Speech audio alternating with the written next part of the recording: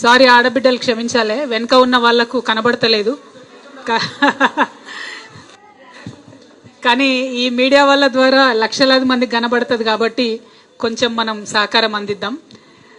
ఇవాళ ఇక్కడికి తెలంగాణలో ఉన్నటువంటి 33 జిల్లాల నుండి కూడా మా ఆడబిడ్డలందరూ కూడా తరలి వచ్చినారు. వారందరికీ ముందుగా హృదయపూర్వకంగా చేతులు జోడించి నా కృతజ్ఞతలు తెలియజేసుకుంటా ఉన్నాను. అట్లానే హైదరాబాద్ నగరం మూలల నుంచి కూడా వచ్చినటువంటి మా ఆడబిడ్డలకి జాగృతిలో ముందు నుండి యాక్టివ్గా ఉండి పనిచేసినటువంటి మా ఆడబిడ్డలందరికీ కూడా, బీఆర్ఎస్ పార్టీ నుండి యాక్టివ్గా ఉండి పనిచేసినటువంటి మా ఆడబిడ్డలందరికీ కూడా హృదయపూర్వకంగా నమస్కారాలు తెలియజేస్తా ఉన్నాను. రాష్ట్ర వ్యాప్తంగా చూసినట్టయితే సోదరి సునీత గారు, మంజుల గారు, శ్రీమతి గారు, సంతోష గారు, భాగ్య గారు, వెంకటలక్ష్మి గారు, మహేశ్వరి గారు, పవిత్రవాణి గారు, శుభరాణి గారు, రాధా గారు, ధనలక్ష్మి గారు, సునీత గారు, భారతి గారు, అట్లనే జాగృతి అర్చన సేనాపతి గారు, మేక లలిత యాదవ్ గారు, సుచిత్ర గారు, రజితారెడ్డి గారు, శైలజ, గొబ్బూరు శైలజ, మనోజ గారు, లావణ్య గారు, శోభా గౌడ్ గారు, స్వప్నారెడ్డి గారు, సంధ్యారెడ్డి గారు, ఇంకా అనేక మంది ఉన్నారు. హైదరాబాద్ నుండి వచ్చినటువంటి జ్యోతి గారు, సుజాత గారు, కేఆర్ఎస్ లక్ష్మి గారు, టి లక్ష్మి గారు, ఎం లక్ష్మి గారు, చాలా మంది లక్ష్మిలు ఉన్నారు.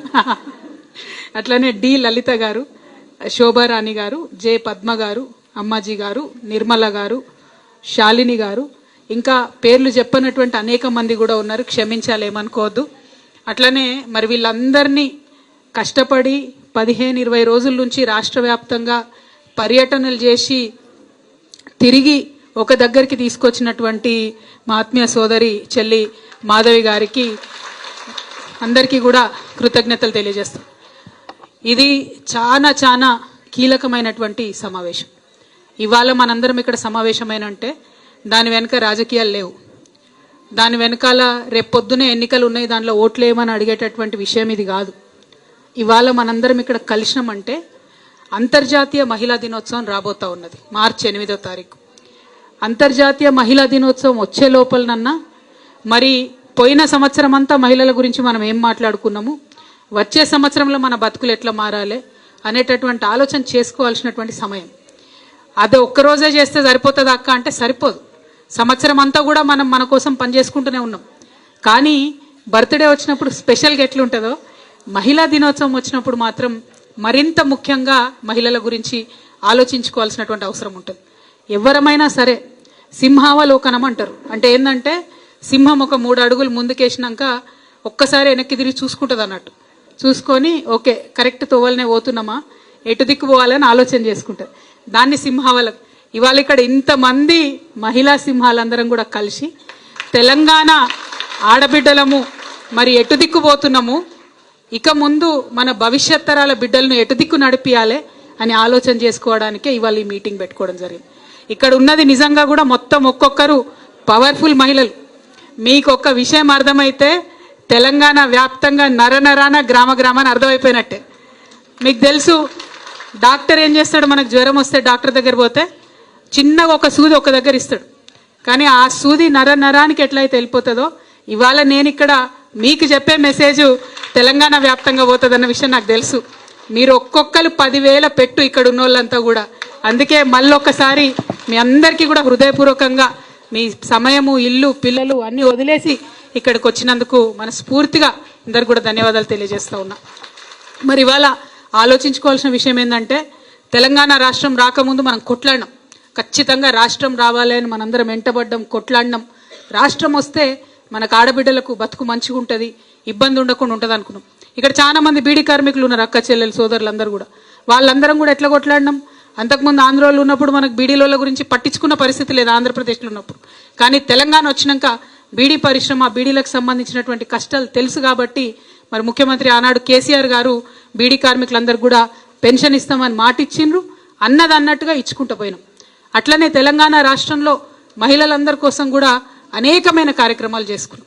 కానీ ఇవాళ ఏం జరుగుతున్నదో ఒకసారి చూడాలి దయచేసి. ఏం జరుగుతుంది ఇవాళ? ఇతర ప్రభుత్వం కేసీఆర్ గారు పక్కకు తప్పుకొని రేవంత్ రెడ్డి గారు వచ్చి కరెక్ట్గా 13-14 నెలలైంది. క్రైమ్ రేటు 20% పెరిగింది. క్రైమ్ రేటు 20% పెరిగింది. మహిళలు ఎక్కడ కూడా సేఫ్గా ఉన్నామా, ఇంటికి పోతామా అనేటటువంటి పరిస్థితి ఉన్నది. కాలేజ్కి ఆడపిల్ల పోయిందంటే ఇంటికి వచ్చే వరకు రందేటటువంటి పరిస్థితి ఉన్నది. శివారు ప్రాంతాలలో ఎవరైనా ఇల్లు కట్టుకొని ఉన్నారంటే దొంగలు ఎప్పుడు పడి ఉన్నది దోసుకపోతారు అనేటటువంటి పరిస్థితి ఉన్నది. ఇవాళ పొద్దున్నే మళ్ళా లొల్లి ఏంటిది, శివాలయంలో ఎవరో తీసుకుపోయి ఏందో వేసిరట హైదరాబాద్లో ఓల్డ్ సిటీలో, కథం షురు. 10 ఏళ్లలో ఎప్పుడన్నా విన్నారా అమ్మ ఇటువంటి? ఎవరన్నా హిందూ ముస్లిం అని కొట్టుకున్నారా కేసీఆర్ సార్ ఉన్నప్పుడు? ఒక్కటంటే ఒక్క కమ్యూనల్ వైలెన్స్ ఇన్సిడెంట్ కాకుండా 10 ఏళ్ళు మనం భద్రతగా కాపాడినాం. ఇవాళ 14 నెలలైంది ఈ ప్రభుత్వం అధికారంలోకి వచ్చి, రోజొక లొల్లి. అయితే ఒకరోజు ఈ ఊర్ల లొల్లి, ఒకరోజు ఆ ఊర్ల లొల్లి. మొన్న ఆసిఫాబాద్ పోయినా నేను జైనూర్లో, అక్కడనైతే 3 నెలలు కర్ఫ్యూ పెట్టి ఇంటర్నెట్ కూడా బంద్ చేసినటువంటి పరిస్థితి అక్కడ ఉండే.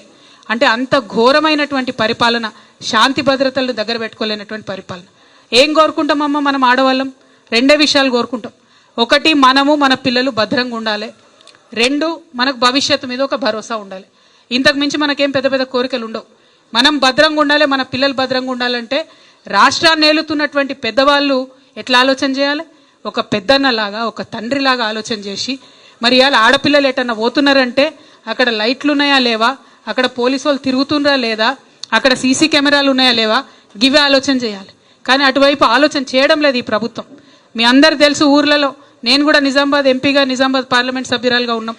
అధికారంలోకి వచ్చినాక ఎంటబడి నిజామాబాద్ శివారు ప్రాంతాల వరకు కూడా లైట్లు పెట్టించి, సీసీ కెమెరాలు పెట్టించి అనేకమైనటువంటి ప్రయత్నాలు చేసినాం. కానీ ఈ సంవత్సర కాలంగా అసలు దాన్ని ఊసేలేదు. నిన్నగాక మొన్న అసెంబ్లీలో అడిగిన నేను, ఎన్ని సీసీటీవీ కెమెరాలు ఉన్నాయని. మనం పెట్టిన వాటిలలో 70% కూడా పనిచేస్తలే వాటిపు. అంటే అంత దారుణంగా అసలు శాంతి భద్రతల మీద ఇంట్రెస్ట్ లేనటువంటి ప్రభుత్వం ఇక్కడ నడుస్తూ ఉన్నది. మిమ్మల్ని అందరూ కూడా నేను కోరేది ఒకటే, హైదరాబాద్ కావచ్చు, ఏ జిల్లా కావచ్చు, మహిళలుగా మనం కోరుకునేది ఒకటే, భద్రత కోరుకుంటాం. ఆ భద్రత కోసం కూడా ఇలా కొట్లాడి ఉద్యమించాల్సినటువంటి సమయం వచ్చింది. ఇక రెండోది, ఎన్నికలలో అధికారంలోకి రావడానికి ఏం చెప్పినారు? చాలా మాటలు చెప్పిరు మనకు. ఏమన్నారు? 18 ఏళ్ళు నిండినటువంటి ప్రతి ఒక్క ఆడబిడ్డకి స్కూటీ ఇస్తామని చెప్పారు. వచ్చిందా ఎవరికైనా స్కూటీ? చేతులు చూపించాలి. వచ్చిందా ఎవరికైనా స్కూటీ? ఒక్కరు కూడా రాలే. మీకు వచ్చిందా? ఏందక్క రాలే కదా? మీ బిడ్డకు వచ్చిందా? మన ఇంట్లో ఎవరికైనా వచ్చిందా? ఇవాళ ఆ స్కూటీ గురించి మనం అడగాలి. ఎందుకంటే ఆ స్కూటీ వచ్చేలో ఉన్నటువంటి వాళ్ళు వెళ్తారు కాలేజీలకు, కానీ వాళ్ళ తరఫున మనం అడగాల్సినటువంటి సమయం వచ్చింది. రెండవది, మీకు తెలుసు, కేసీఆర్ గారు ఒక మానవతా దృక్పథంతో ఒక పేద ఇంటి ఆడపిల్ల కడుపుతో ఉంటే ఆశా వర్కర్లు ఇంటి దాకా వచ్చి మాట్లాడి, చేయబట్టి, ముట్టుకొని, చూసి హాస్పిటల్కి తీసుకుపోయి అపాయింట్మెంట్ చూపించి మళ్ళీ ఇంటి దగ్గర దించిపోయేది. అదే ప్రసూత అయ్యేది ఉంటే కూడా ఇంటికి వచ్చి అంబులెన్స్ ఎక్కించుకపోయి కేసీఆర్ కిట్ చేతిలో పెట్టి మళ్ళీ ఇంటి దాకా వచ్చి దించుకుపోయేది. ఇవాళ మీరు ఊర్లలో ఉన్నారమ్మా, ఇవాళ అవుతుందా ఆ పని? వస్తుందా అంబులెన్స్ మీ దగ్గరికి? ప్రభుత్వానికి పట్టి ఉన్నదా కనీసం? సరే, కేసీఆర్ కిట్ మీద కేసీఆర్ సార్ బొమ్మ ఉన్నది కాబట్టి నీకు నచ్చలేదు అనుకుందాం. మరి ఇంటికి ఆడపిల్లకు నెల 1000 రూపాయలు ఇచ్చిండు కదా కేసీఆర్ సార్. పేద ఇంటి ఆడపిల్ల కడుపుతోని కూలి వేసుకునే పరిస్థితి ఉంటుంది, అట్లా ఉండొద్దని 1000 రూపాయలు ఇచ్చిండు కదా. పోనీ అవ్వన్న ఇవ్వచ్చు కదా. ఇంత మానవత్వం లేకుండా ఉంటారా రేవంత్ రెడ్డి గారు? మీరు ఇంత మానవత్వం లేకుండా ప్రభుత్వం నడుస్తుందా? జరుగుతున్న మంచి పనులు పార్టీలు ఎవరన్నా ఉండొచ్చు, ఖచ్చితంగా ప్రజలకైతే అందాలి. ఇవాళ నేను ఇక్కడ నుండి డిమాండ్ చేస్తా ఉన్నా, ఖచ్చితంగా కేసీఆర్ కిట్ పథకంలో ఏదైతే ఇదివరకు మనం నెలకు 1000 రూపాయలు ఆడబిడ్డలకు ఇచ్చినామో పేద ఇంటి ఆడపిల్లలకు, అది రావాలే, ఇయ్యాలని చెప్పి నేను డిమాండ్ చేస్తా ఉన్నా. ఆనాడు సర్కార్ దవాఖాన్లు మనం మంచిగా చేసుకున్నాం. ప్రైవేట్ హాస్పిటళ్ళకు పోతే ఒళ్ళు గుల్ల అవుతున్నది, ఇల్లు గుల్ల అయ్యే పరిస్థితి ఉన్నది, వాళ్ళు అవసరం ఉన్నా లేకున్నా ఆపరేషన్లు చేస్తున్నారు అనేటటువంటి ఒక బాధతోని ప్రభుత్వ ఆసుపత్రులు మంచిగా చేసుకున్నాం. మళ్ళీ ఇప్పుడు ఏమైంది? ఉల్టా సిస్టమ్. ప్రభుత్వ ఆసుపత్రికి పోవాలంటే భయపడే పరిస్థితి వచ్చింది. దయచేసి ప్రభుత్వ ఆసుపత్రుల మీద శ్రద్ధ పెట్టాలని కూడా ముఖ్యమంత్రి గారిని మేము డిమాండ్ చేస్తూ ఉన్నాం. ఇవాళ ఇక్కడ ఇంకో మాట మనం ఆలోచన చేయాలి. ఇక్కడ ఉన్న కాంగ్రెస్ నాయకులను ఎవరు ప్రజలు నమ్మరే. తెలంగాణ ప్రజలు ఏం చేసిరు? కాంగ్రెస్ నాయకులు ఢిల్లీ నుంచి సోనియా గాంధీని తీసుకొచ్చిరు, ప్రియాంక గాంధీని తీసుకొచ్చిరు, రాహుల్ గాంధీని తీసుకొచ్చిరు. వాళ్ళకు వచ్చిరాని తెలుగులో 2-3 చిలక పలకలు పలికిరు. ఏమన్నారు?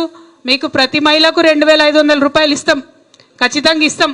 సోనియమ్మ ఇగో ఇది నా గ్యారంటీ అని 6 గ్యారంటీలు సోనియమ్మ గారు ఇచ్చారు.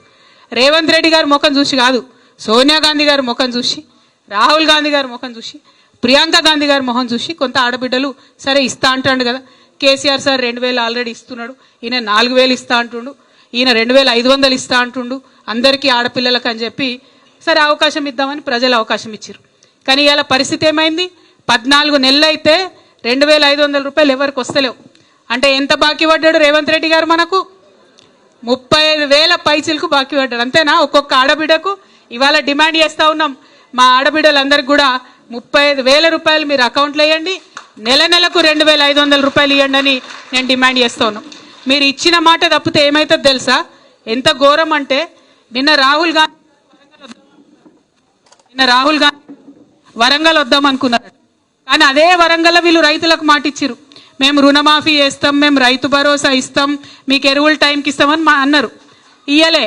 కాబట్టి రాహుల్ గాంధీ గారు నిన్న వరంగల్ వచ్చే ధైర్యం లేకుండా పారిపోయిండు పాపం. ఆయన తెలంగాణ బిడ్డలతో పెట్టుకుంటే ఎట్లుంటుంది మరి? అది అసలే వరంగల్ గడ్డ. అక్కడ మంచి మంచి వాళ్ళనే మనం రానియలే, వాళ్ళ పప్పులు ఉడకనియలే.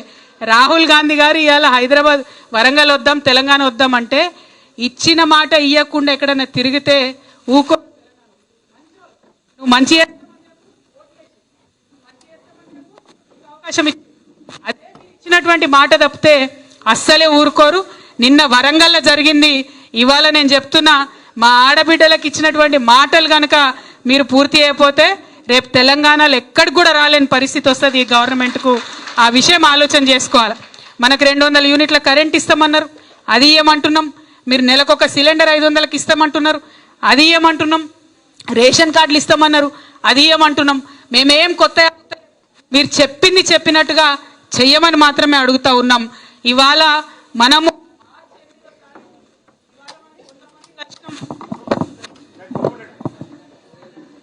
ఇక్కడ రేవంత్ రెడ్డి గారు పంపింది మహిళా వ్యతిరేకులు మా మైకులు కట్ చేస్తురు. ఓకేనా? వినబడుతుందని? ఇవాళ తెలంగాణ వ్యాప్తంగా 33 జిల్లాల నుంచి ఇక్కడికి మా ఆడబిడ్డలు వచ్చారు. శాంపుల్ మాత్రమే ఇది. మార్చి 8 నాడు సినిమా అసలు ఉంటుంది. ఆ రోజు మహిళా శంకారావం మనం చేయబోతా ఉన్నాం. బూటకపు మాటలు చెప్పి మహిళలతో ఓట్లేయించుకొని మహిళలకు 14 నెలలు అయిన తర్వాత కూడా ఒక్క రివ్యూ మీటింగ్ పెట్టలేదు. అంటే ఎంత చిన్న చూపు ఉండాలి? ఆడపిల్లలు ఎందుకు అడుగుతారులే అని అనుకుంటున్నది ప్రభుత్వం. కానీ ఖచ్చితంగా అడుగుతాం. మార్చి 8వ తారీఖు నాడు ఇంకా బలంగా అడుగుతాం. రాష్ట్ర వ్యాప్తంగా తరలి వచ్చి అడుగుతామని ఈ సందర్భంగా తెలియజేస్తూ, మరి మహిళలను మీరు అల్కగా తీసుకోకండి. మాకు ఇచ్చినటువంటి మాటల మీద గౌరవ ముఖ్యమంత్రి గారు తక్షణమే రివ్యూ మీటింగ్ పెట్టాలి. రేషన్ కార్డులు నిన్న పోర్టల్ ఓపెన్ అయిందన్నారు, మళ్ళీ చూస్తే మళ్ళీ బంద్ అయిందంటారు, మళ్ళీ ఓపెన్ అయిందంటారు. అది నిరంతర ప్రక్రియగా జరిగేటట్టు దయచేసి చేయాలి. రెండవది 200 యూనిట్ల కరెంటు 500 మందికి ఒకరికి వస్తున్నది, అందరికి వస్తలేదు. వచ్చేటట్టుగా పేదవాళ్ళకు అందేటట్టుగా ప్రయత్నం చేయాలి. మీరు ఫ్రీ బస్ ఇచ్చిండ్రు, మిగతా అన్ని తుసుమనిపించారు.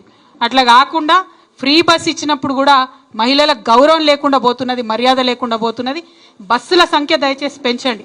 బస్ స్టాండ్లో డ్రైవర్లను ఆపేటట్టుగా మీరు స్ట్రిక్ట్గా వాళ్ళకి ఇన్స్ట్రక్షన్లు ఇవ్వండి. ఆర్టీసీ కార్మికులవి కూడా గోస పోసుకోకరి, వాళ్ళ కడుపు కొట్ట, వాళ్ళ జీతాలు టైంకి ఇన్రి, మా ఆడబిడ్డలకు కరెక్ట్గా సేవ చేసేటట్టుగా వాళ్ళని ప్రయత్నం చేయండి. బస్సుల సంఖ్య పెంచమని కూడా నేను చేస్తా ఉన్నాను. మరి ఇవన్నిటి కార్యాచరణతోని ఖచ్చితంగా మార్చి 8 నాడు జరిగేటటువంటి ఇందిరా పార్కులో జరుగుతుంది మహిళా శంకారావం. తెలంగాణ జాగృతి తరఫున జరుగుతుంది. దానికి పెద్ద ఎత్తున మనందరం కూడా హాజరై ఈ గవర్నమెంట్కి మహిళా శక్తి ఏందో చూపిద్దాము. మహిళలకు ఇచ్చినటువంటి మాటలన్నీ కూడా ఇచ్చే విధంగా పోరాటం చేద్దాము. బీడీ కార్మికులు వచ్చిండ్రు, వాళ్ళకి ఇదివరకు మనం 2,000 ఇచ్చినాం, 4,000 ఇస్తామని ఈ ప్రభుత్వం హామీ ఇచ్చింది. ఆ 4,000 కూడా తక్షణమే ఇవ్వాలని కూడా మేము డిమాండ్ చేస్తూ, మరి అనేకమైనటువంటి మహిళా సమస్యల పట్ల కూడా ఇంకా పెద్ద ఎత్తున మాట్లాడడానికి మార్చి 8 మీటింగ్కి తరలి రావాలని తెలంగాణ ఆడబిడ్డలందరికీ కూడా తెలియజేస్తా ఉన్నాను. ఇప్పుడు పోస్టర్ ఇనాగ్రేట్ చేసుకుంటాము. సో మీరంతా ఎక్కడోళ్ళక్కడ దయచేసి కూర్చోండి. పోస్టర్ ఇనాగ్రేషన్ చేసుకున్న తర్వాత మళ్ళీ మనం జిల్లాల వారీగా కలుసుకుందాం. Thank you. జై తెలంగాణ, జై తెలంగాణ, జై జాగృతి. Thank you.